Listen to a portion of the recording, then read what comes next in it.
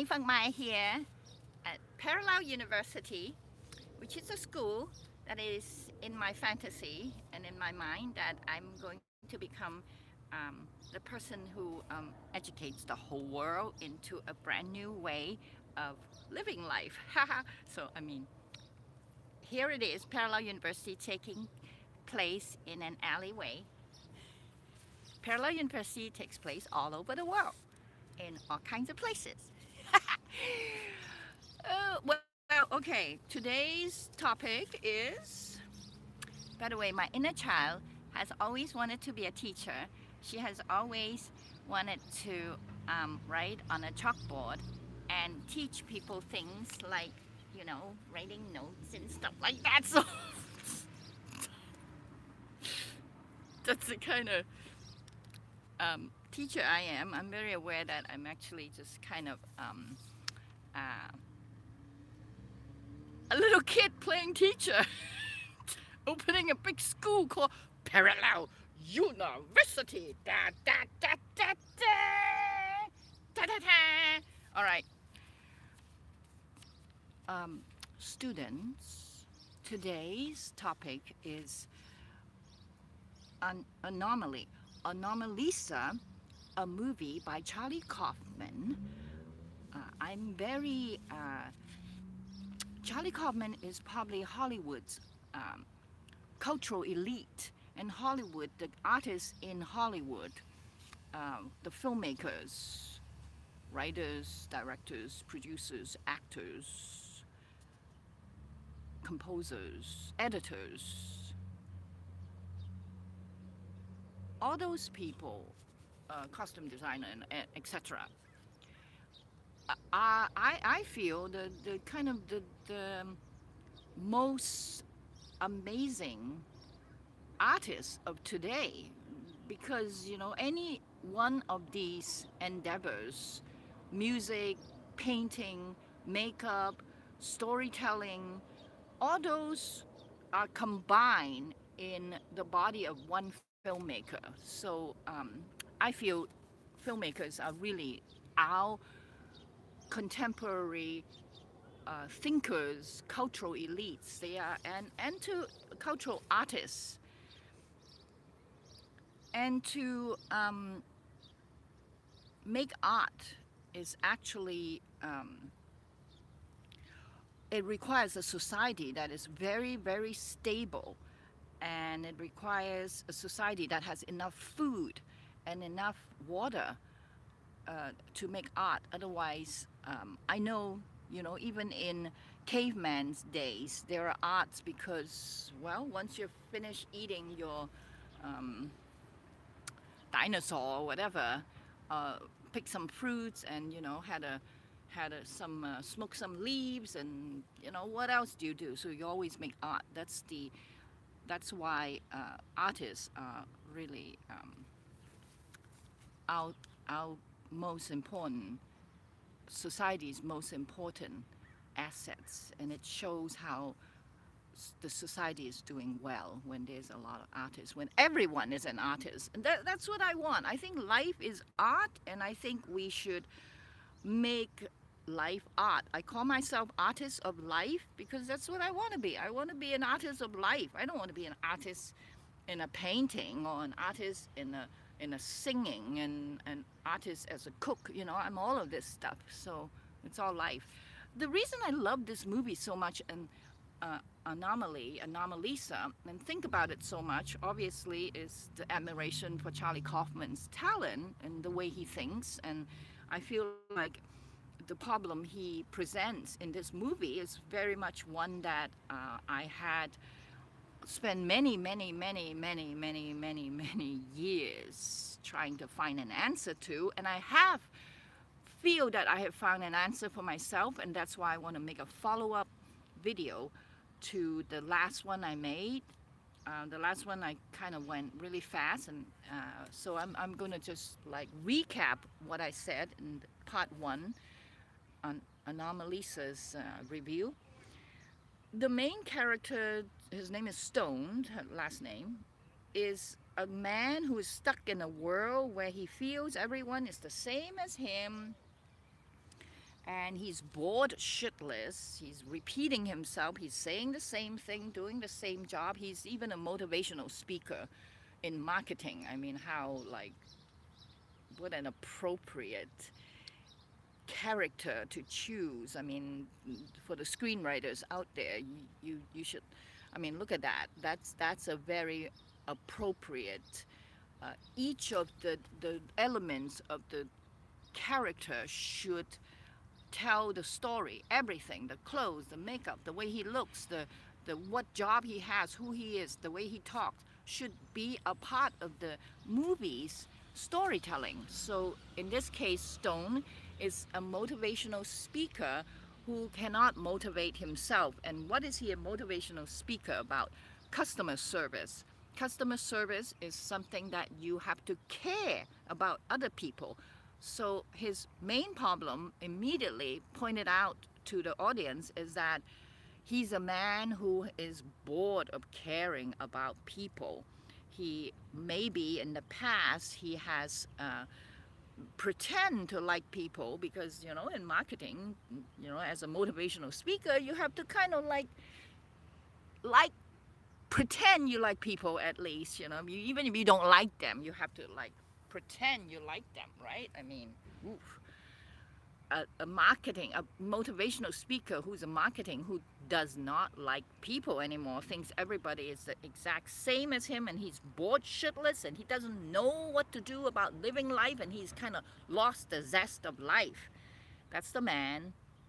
I kind of felt like that myself before I figured it out. That was in 2017 when I figured it out.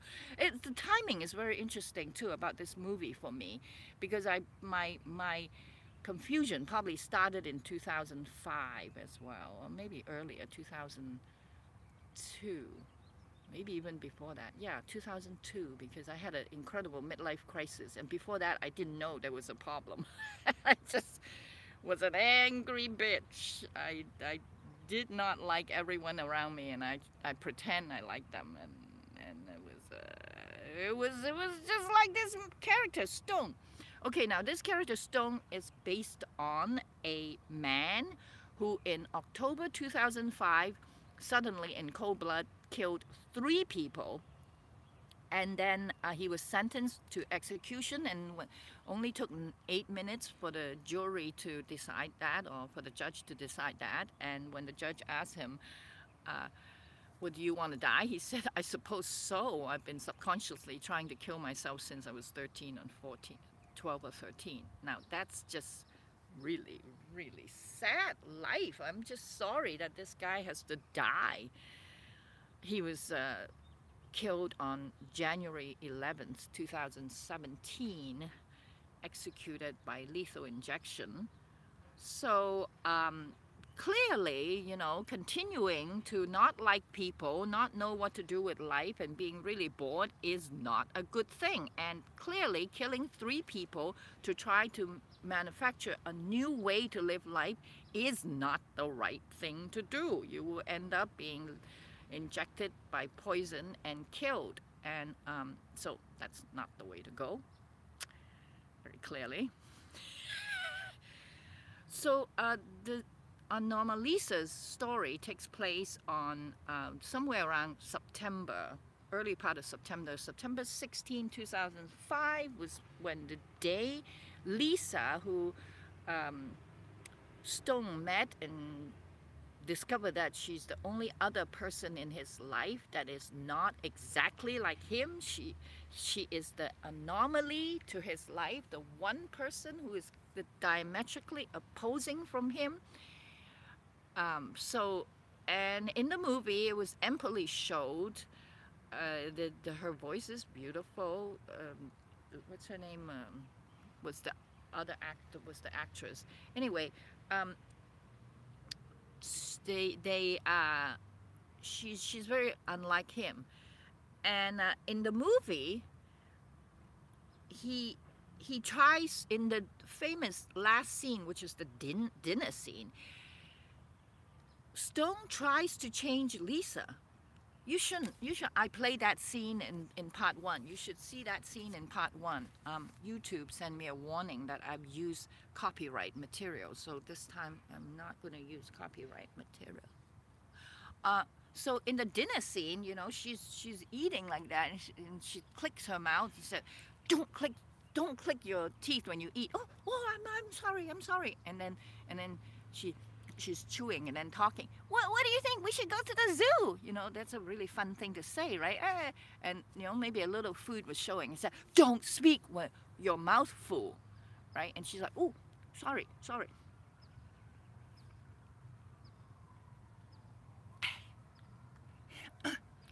What if we go to the zoo?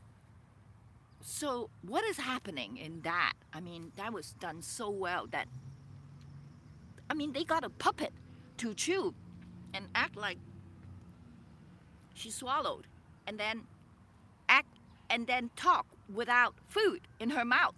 That's good animation. That's good puppetry. That's shit good stuff, man, right there. It was like, yeah, good. So, so what's happening in this scene is that Stone tries to change her, and what happens? You already know what happens, right? If he succeeds, she's gonna turn into the wife. They're gonna have a kid, and he's gonna just be in the exact same life, right? The other thing that he did was 11 years ago, which is in the story, that he found Bella, another girl that he had a one-night stand, just like Lisa, a repeat 11 years ago. Oh, fuck. 11 years ago, 2005, 2017. I just discovered that. Whoa, that's a discover on camera, caught on camera. That was exactly 11 years that the Stone's character is based on this person who is in a month will kill 3 people, and then 11 years later was sentenced with the execution took place. So what happened was 11 years ago, Stone met a woman called Bella that he had a one-night stand with, and he felt exactly the same way with all, like, I can live a new life, I can go away and be a new life with you. But of course, when he looked for this person, she's turned into him. She's voiced by Tom Noonan, another who has voiced all the other characters symbolically, that all the characters are the same person, right? Because all the characters other than Stone and Lisa were voiced by one guy. So it is one guy, it's all one guy. The movie is trying to say reality is one guy, and Stone and Lisa are the 2 separate guys. And what does Stone want to do? He changed her into the same person as him.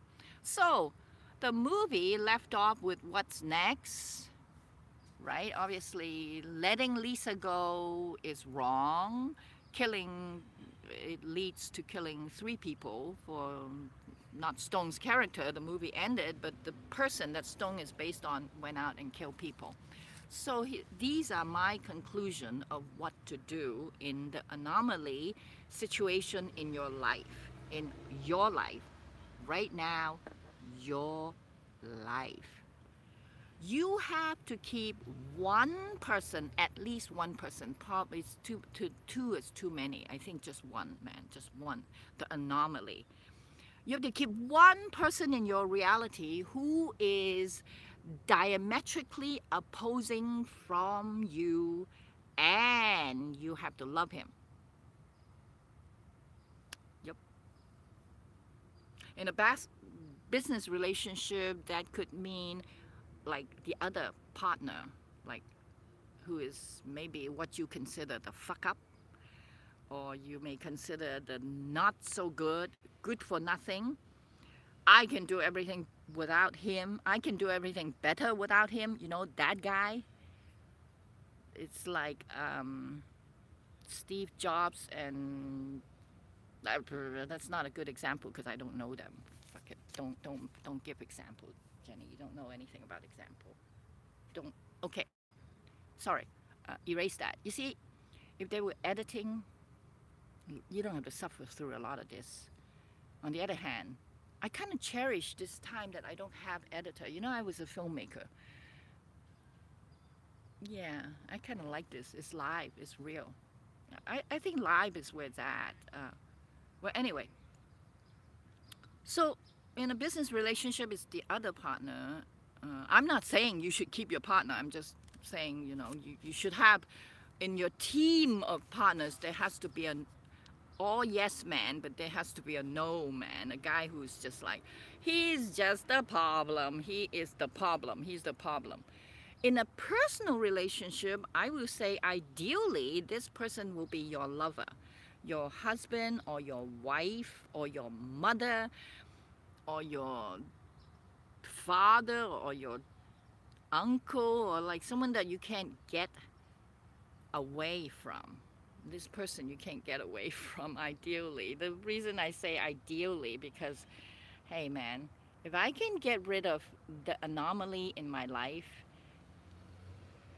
I easily can do that right now. Anyone can easily do that. But spiritually, you are not supposed to do that, because the anomaly is necessary for the balance of the whole. This one person who is the anomaly, who is the no man in a partnership, who is the fuck up in an organization, who is in society, wow, of course we have the so-called Illuminati, the bad guys, the warmongers, the illegal aliens, the child molesters, the, you know, all those guys. All those guys, let's get rid of them, let's get rid of them, let's just become all yes people, we are all good, just like the liberals would like the world to be. We should all live happily ever after. This is heaven, days of heaven. You know, that's what we are led to believe. But it turned out that reality is duality. There's two things. It needs two things to happen. It needs to go like this. It looks pretty good, doesn't it? Okay, this is called cloud hands in Tai Chi. I'm really good in Tai Chi, you know. And this is what Tai Chi is, cloud hands. That's life. So it takes two things. If you have all kinds of people that just say yes to you, you're going to end up like stone in a world like that lives, that is just him. Like being John Malkovich. Everyone is John Malkovich. Everyone is Malkovich, right? Eternal sunshine. You can erase all the bad parts of that, of a person, but then you erase all the good parts too. So actually, these three films, Eternal Sunshine, Being John Malkovich, and Anomaly, are kind of on the same theme. So, you know, this theme has been on Charlie Kaufman's mind for a long time, because he's a very authentic filmmaker. He's trying to show you real things in his life. He's not doing this because he craves filmmaking. He's doing this because he wants to use his art to search for answer in his own life.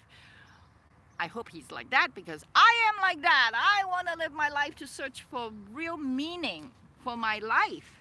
So, what is the meaning of life? What is the story trying to teach me? And my conclusion is it is necessary to have the anomaly in your life, because constantly searching to love this person, to forgive this person, to have fun with this person, the constant search to go for it, to go for the best thing that you think you know how. That's the meaning of life. It's not about what you are concerned about. This other person is obviously bad. I mean, obviously, whoa, I'm like, in society, child molestation, like, what that's bad. I can't love this person. No, I can't love this person. war, murderers. No, I can't love this person. I cannot love. So, but then they are there. So the constant search for me to love. Not that I have to love, not that I have to do anything I don't want to do, but the constant thinking about it, going for it, just like try to do the right thing even though it's the wrong thing. I know I don't all that. You see, as I'm thinking about it, like how am I gonna forgive someone who molests children? How do I forgive someone who kills people? No, I can't do that. Whoa, no, that must be God. Well, no, there's no God. Whoa, that's life, right? So that is life. And it really has nothing to do with the details, like Lisa for Stone, whether she talks with her mouth full or not. Okay, that's annoying, maybe she can change that, but then there are other things she can't change because she is the anomaly to him. Everything about her is going to be wrong for him. I mean, you just kind of have to get over the fact that there is one anomaly in your life, and that makes your entire life goes, and hopefully you are in very good relationship with your anomaly. Because, even though she makes you mad, justifiably makes you mad, she does things that are completely wrong, she is a fuck up, she's the no good, you can do much better without her. The constant search to love, to forgive, to find an answer is life itself. Take the anomaly away and life loses meaning. This advice is kind of for people who are further developed spiritually, like myself. I went through 10 years of running away from my family. By the way, family members, I feel is really important. Your mother, your father, your daughters, your sisters are very important because they kind of set up in the spirit realm to be a part of your life.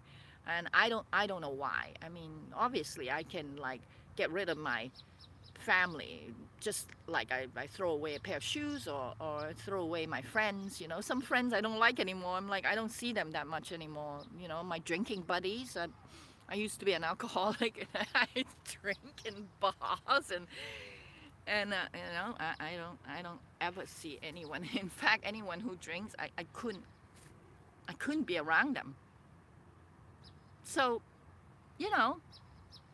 I can get rid of my family members as easily as that, but something about them being set up in the spirit realm for me, like it has some kind of significance for me. So I'm still searching for my way right now and how to deal with family members who I consider anomaly, and personal relationship, my anomalies in my personal relationship, my anomalies is very much like Anomalisa, isn't it? This is a really good movie. I'm really impressed, and I'm really glad that there's someone out there searching for the same kind of things I'm searching for and finding answers, and it's someone like Charlie Kaufman that makes me feel like, whoa,